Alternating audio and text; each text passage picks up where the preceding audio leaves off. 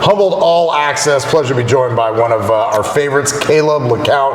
Now, Kalib, is it K1? What's the nickname? What are you going by? What are the guys calling you? So maybe I can at least on the radio pretend like I know you a little bit once on the air. Now you know we locked in, but you just call me K1. My name is Kalib, though. Because I saw the social media, a lot of K1. K1 getting it done. That's me. All right, let's start with the bad first. All right. How much you weigh? Probably like 142. And what are you, 5'7"? 7. How do you get a charge? How does my man right here get called for a charge, which should have been a 1-point game in the waning moments against Pomona? I'm still trying to figure it out. Me and you both. I literally, me and my guy just watched the clip right now. It's like, how could you call that? Like, how could you call an offensive charge? And I'm literally going down. I didn't even bump him. I didn't bump him or nothing. I literally just went straight downhill. And I'm not offensive charging nobody. I'm not bullying nobody like that. Yeah, I was shocked. I know. I'm sure the coaches were shocked. The fans I talked to were upset. I'm not even talking about some of the fans who were nice enough to escort the officials to their car afterwards and let them know what they think the entire time. All right, the good. Awesome. And clearly you're clutch, and you came up clutch. You guys are up double digits, 4 minutes to go. How do you not let the comeback by Western Washington affect you? It's teams I hate and I think blue. I say Western Washington. San Bernardino, trust me, a lot of similar stuff. Against San Bernardino, the Coyotes, how do you get it done there? And what's your feeling? Walk us through the final play in the game winner. Okay, so we got a little complacent in that second half because we were up by double digits a lot of the most of the game, so we got pretty complacent, and then they took that advantage and went on a run, and that last play really just speaks for itself. I knew the big man was gonna miss a free throw because it was like it was one of them calls where it's just like he just called it. In my opinion, he just called it. And the ball don't lie, right? And the ball don't lie. So he missed the first one, like I said he was, and he's a pretty decent shooter. He had a good game, so I figured he was gonna make the second one, like he did. And I'm like, if I get the ball, like we're not going to overtime. I don't do overtime. We want to go home tonight, so. Yeah, you were getting there to pay you overtime, right? Yeah, I don't do all that. All right, that's a play you guys work on, so I assume you were confident when Coach called it, right? Yeah, when we work on that a lot, and especially like when shoot around before games, we work on that specifically because we never know what's going to happen in the game. So, Coach, it's called 25-13. We set it up off the rip. We had no timeouts. We had to just look at Coach, and he gave us the call. And I'm like, yeah, if I get the ball, it's going in. And he bit on that crossover, and I got a clean look. And the bounce just made it more dramatic. That was for the drama. I mean, it felt like did not feel like the ball was up there for like an hour. Yeah, it felt like it was up there forever, and it just dropped right in. And then the first person I saw was this older lady. I just had to give her a hug because I'm like, it was just meant to be. So. Yeah, it was a lot of fun. You guys and the fans got to enjoy it. For us mortals who would never get that feeling, how good does it feel when that ball goes through the hoop? It's like a crazy feeling because like you put so much work in the game, and you know them shots are like not every game is gonna get you. You're not gonna get that shot out of majority of games. It's not gonna end like that. So you gotta take advantage of it, and that's what I did. Caleb, clearly you guys are a really good team, but you can also be your own worst enemy. How do the Jacks play their best basketball and try to get to on the road this weekend? We play our best basketball when we get stops. Lately we've been working on just we give up too much on the defensive end right now, so we've been working on just making the other team's average just 5 less points. That's 2 possessions. Let's get 2 extra stops on defense every game. And because usually we did the statistics, Coach did the statistics. When teams don't score 70 points on us, we win usually. So we just trying to get that together. And in defense, in practice, there's been a lot of defense. So when we play in fast break, like when we play quick, we getting stops, that's when we are best. I don't think nobody could beat us when we playing like that. But we are our worst enemy. So we don't get no stops. The game usually it's a little shaky. Well, it's good to know it's on you guys, not the other team, right? Yeah, never on the other team. Tell us about travel. What's travel like for K1? Are you a music guy? Are you a movie guy? Video game guy? What are you doing to pass the time? And you being a veteran on this team, are you getting to call the shots on what's being consumed as far as the food goes, or do Billups and Tiff just take control of that? Nah, they usually ask, and I try to sort with the guys on what they want best because I'm not going to be one of them. So I'm the PG. I got to see what my guys, how they feeling, what they want to eat. So usually we come together as a group and pick that, but I'm more of a I'm pretty quiet. I like to lock in, and I'm a big music guy. Like if you see me, like I told you last time, I'm always music, especially on the road, because we ain't doing nothing but just sitting there. So may scroll on social media. I watch basketball a lot on YouTube. So it's either that or music. What's your handle? Where can we find you on the gram? _.Kalib, Kalib. Final question before I turn you loose. Now, a lot of guys for Humboldt people, you don't have the big chain restaurants like you got in the big cities. So what's the one you miss when you're on the road? For me personally, Chick-fil-A is probably my first stop when I'm out of town. Where you at? Yeah, I'm a big Chick-fil-A guy. I ain't gonna lie, I've been missing it. When I got home, was able to go home for that break, that was the first place I hit. And then a wing place, of course, but it's wings everywhere. But Chick-fil-A, yeah, definitely Chick-fil-A. We got that going for us. K1, Kalib LaCount, appreciate it. My guy. Humboldt All-Axess. Sorry. Pleasure to be joined. Humboldt All-Axess. Coach Lenny joining us here. Coach, first home meet, the dual meet. Yeah. Looked awesome. Give me the deets. Well, thank you. Well, the guys wrestled well, I will say. You know, it's probably, we've been wrestling some pretty tough teams, actually. So, anyway, but they're getting better. But we had some really good matches that night. The 25-pounders, actually, wrestled 25 and 33. Both had, one had a pin, one technical fall, another technical fall 41. Some good wins at 49.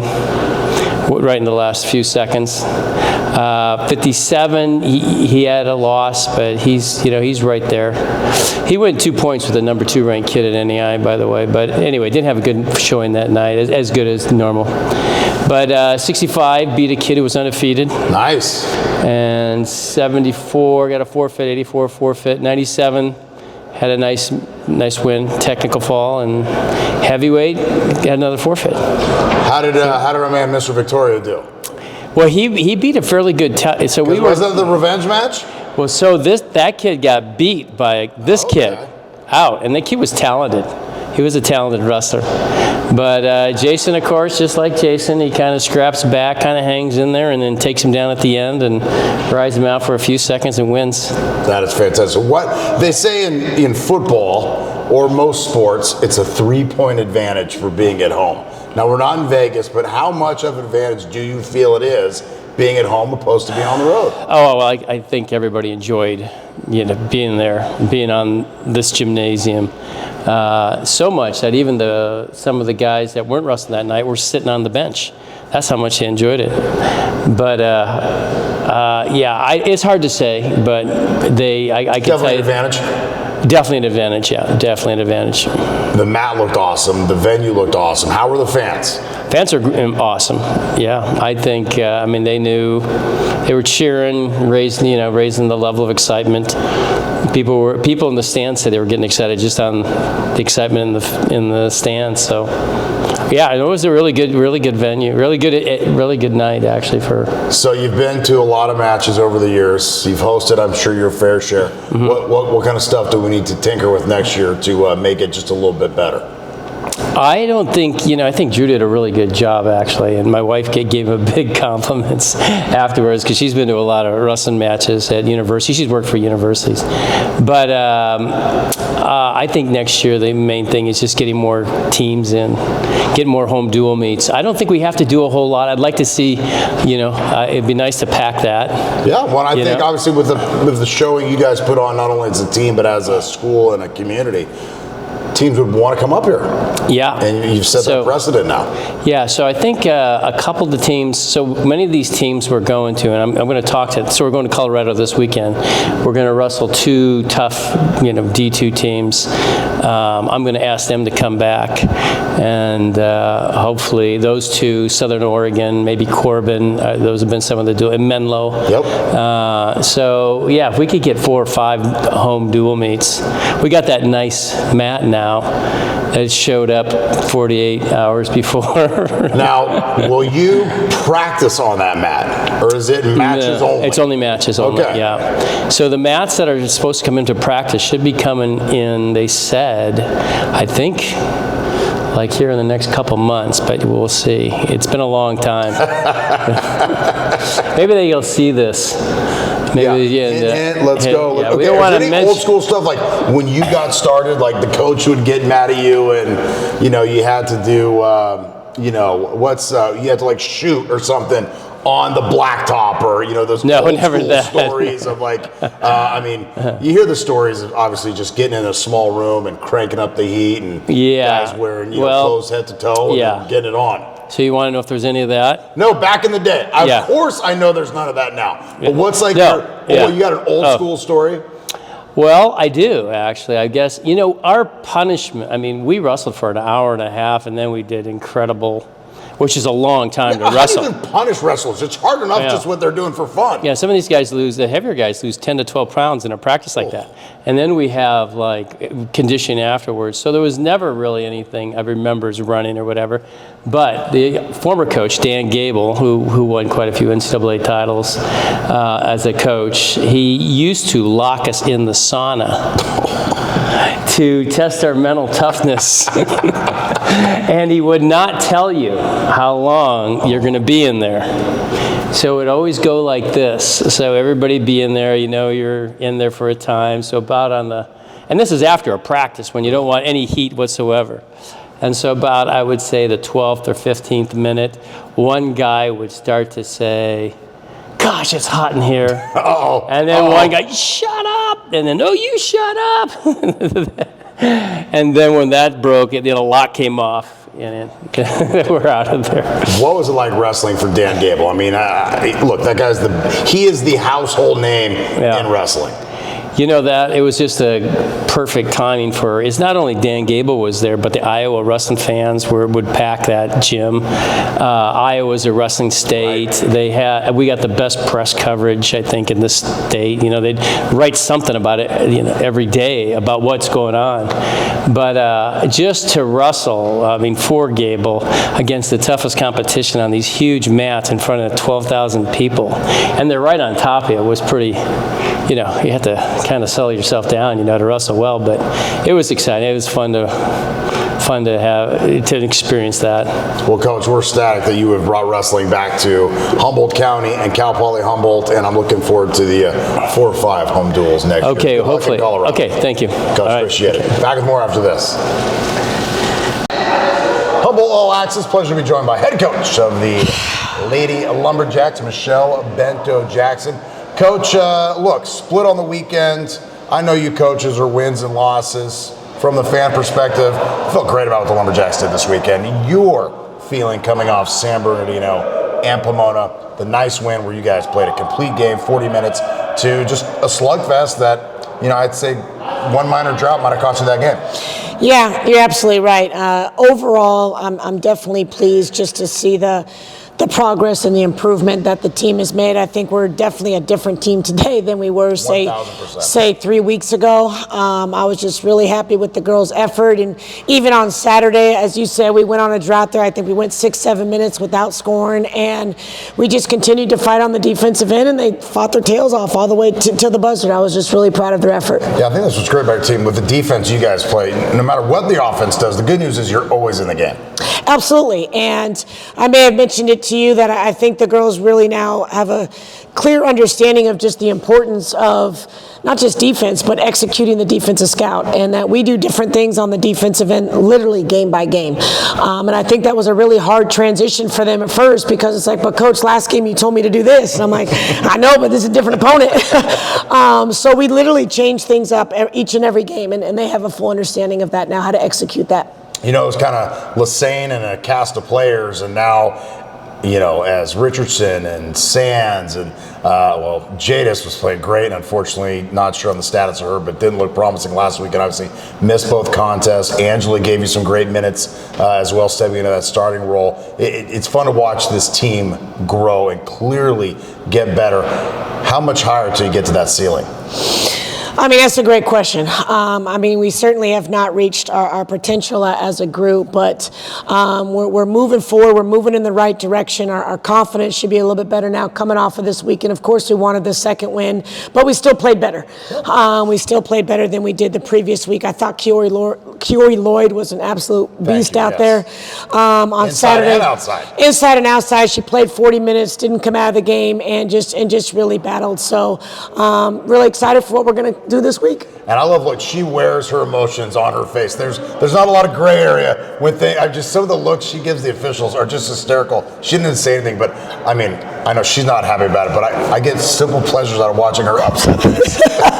You know, I've been told my whole life about my facial expressions. Kiori and I can definitely relate to that. All right, big weekend coming up. Back out on the road. It is kind of a wonky road trip where you've got Sonoma and then, San Marcos, but obviously a chance to take care of some business on the road. You guys are right there in the conference. I think obviously everybody's chasing Dominguez Hills, and that's a steep hill to climb, but you know you want to get into the postseason when it's all said and done. Tell us about Sonoma State and then, San Marcos, a team that, as a fan, again, probably makes me a little nervous because you'd hate to your players think, oh, well, we're just going to take the court and walk away with a W. Right. Well, we should never have that mindset with anybody in our conference because you just never know. And San Marcos are scary teams to play. But we haven't had a lot of success down there. No, we're not talking about that, JB. But more importantly, first things first, and that's Sonoma. And like you said, this is a tough road trip. I told them, we're gonna have to show a lot of toughness. The travel. This is the one trip where we have a northern team and a southern team, and just keep it locked in, treating this like a business trip. And we got to take care of Sonoma first, of course. And they play a very good offensive style. They really believe in their offense. They play within their sets. They move the ball very, very well. So, as always, we're going to have to execute our defensive plan. And it would be nice if we can continue to build off of our offense that we had this last weekend. How do you keep that momentum going? What do you think the key to that is? It starts with the defense. But I can sit here and I can preach defense all I want. And I do believe that the girls have bought into that. But you got to see the ball go through the hoop, too. And I think this last week was the first, 2 fairly good offensive games that we put together. It's Christmas break. There's no school. We've been going twice a day. So they've been getting a lot of extra shots up, and we just got to carry that on to the road. With this north-south travel partner, which we've been on the other end of before with, I think Pomona was our travel partner for a few years, would you play the Thursday game, quote-unquote, or the first game of the week maybe on a Wednesday or Tuesday if you were the schedule maker? Well, if I'm the schedule maker, I'm not playing at 1 on Saturday. But, obviously that would be great. It would be, more rest, more preparation, everything. Yes, that does mean you're missing an additional day of school if we play on, say, a Wednesday. So, that's a tough one. Would I do that? Probably not. Okay. Probably not. It's one trip in our conference where we have to go north and south, and we just got to suck it up. We're not in school right now, so if there's a better time for us to have this trip, right now is probably the best time to do that for us. All right, you're going to play at 1 o'clock again this Saturday, this time on the road. What did you learn about the early game besides the fact that you and I laughed 7 o'clock is not midnight on a Saturday night when you play early? Yeah, it's an adjustment, obviously, but it does change things. It changes things for us coaches. I can only speak for us, but when we have 1 o'clock games, we don't do a shoot around. Just not getting, the girls get up, it's breakfast, and it's pretty much game time. So sleep is probably more important than shoot around. Sleep is more important. At that point in time, you're going to make shots or you're not. Hayes in the bar. Yeah. Coach, appreciate your time. Good luck on the road this week. All right, thanks, JB. Michelle, Bento-Jackson, Humboldt All-Axess. All right. Humboldt All-Axess. Pleasure to be joined by JB Mathers. Drew, thank you for having me. Flipping the script a little bit. It's a surprise to me, for the record. I joined JB on the radio for the first time at Monterey, but JB, we wanted to interview you and kind of flip the script for first time on All-Axess, have our host be interviewed. Since I've been up here in October 2022, JB has been awesome, and he kind of took me under his wing a little bit, and someone who's super invested in Humboldt athletics, we kind of wanted to hear your story. So obviously in this community, you're well known, you're on the radio, you do the real estate stuff, you've been involved in Humboldt. Been involved in Humboldt athletics for a long time. So green and gold in the veins. What is, tell me about football alumni JB Mathers. How did you get up to Humboldt in the first place, and what's been your story to get up here, and then we'll go from there. Yeah, I was at college in San Mateo playing football, I had no idea really what I wanted to do, and I knew I wanted to play football. No clue as far. I just knew I needed an education. And was it tight end? Yes. Oh yeah. Best athlete on the field. Eric Helms, who played here at Humboldt and then coached and is now coaching at Fortuna. So still got the local connection. In fact, married to Kelly Helms, softball player for Frank Cheek. So keeping it all close there. And obviously I came up here, got a chance to play for Fred Whitmire and Doug Atkins. So let you know how bad the teams I were on. I went through 2 coaches in my 3 years here. I just fell in love with the community, fell in love with Humboldt, started to get that green and gold flowing through the veins. And Ken Stoddard, the longtime voice of Humboldt football for 40 years, retired. I had a relationship with the Hall of Famer Bert Nordstrom, who had been doing the color commentary for 20 plus years. He made a call to Dan Collin for me.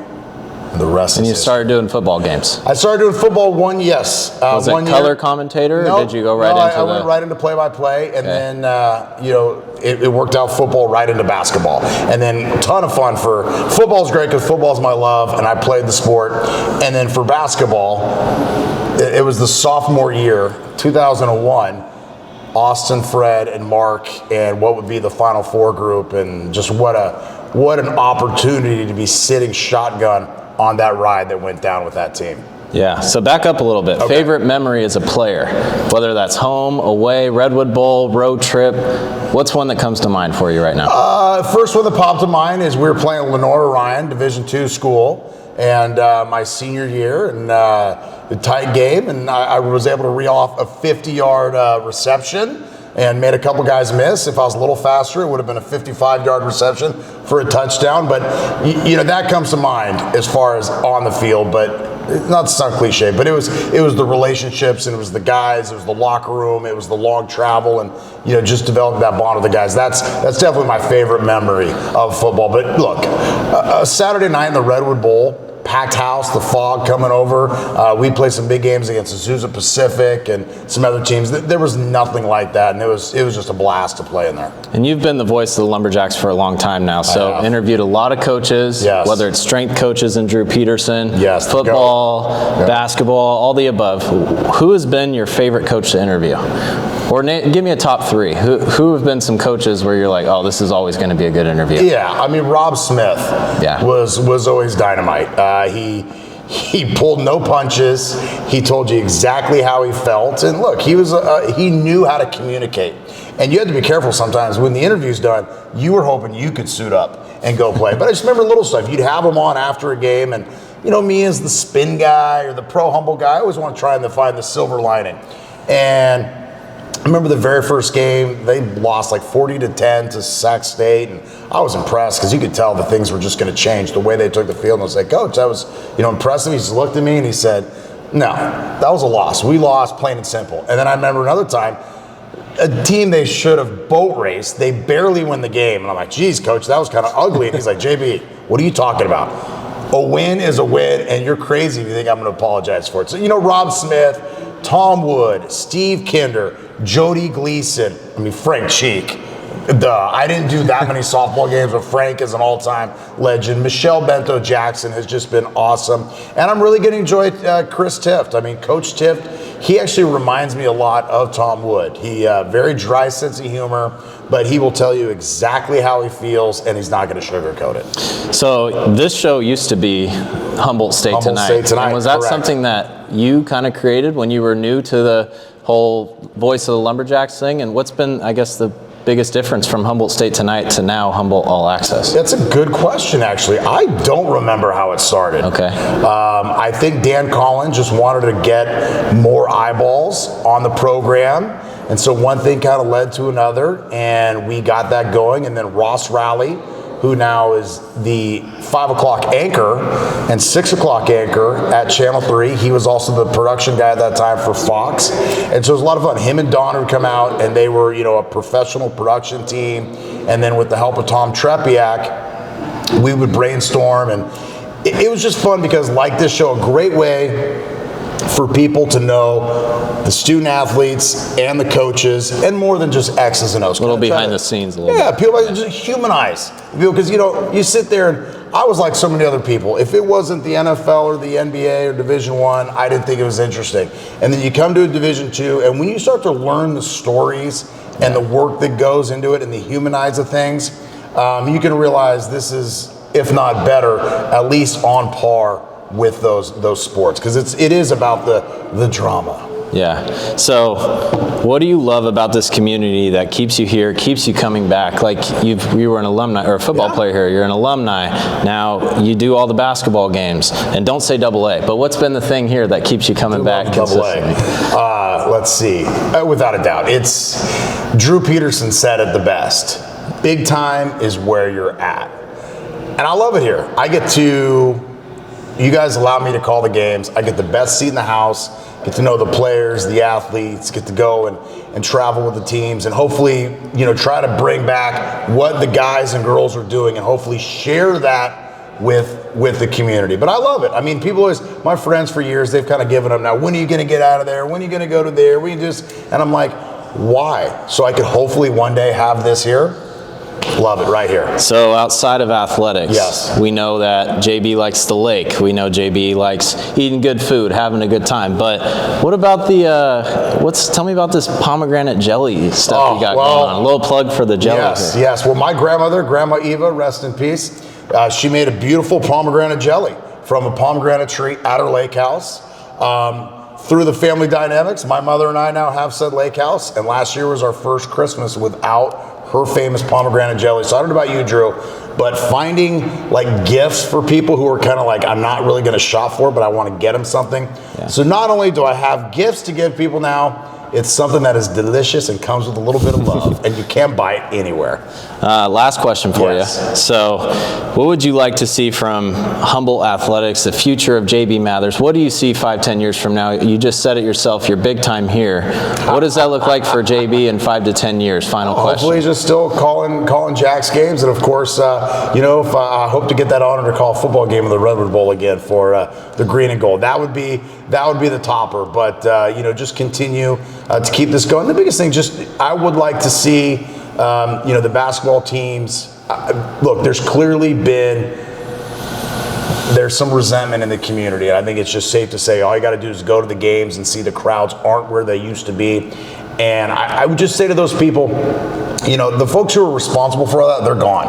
And Coach Tift and Coach Bento-Jackson and the other programs and the administration out here, Nick, and what you guys and Mike are doing, you guys are passionate. You're putting together a great product, and it's time to get back out, get on board, get excited, because if we are going to get that stuff back, it's not going to be by sulking in the corner or being a bully on social media. It's going to be about buying in, getting back on board, and building.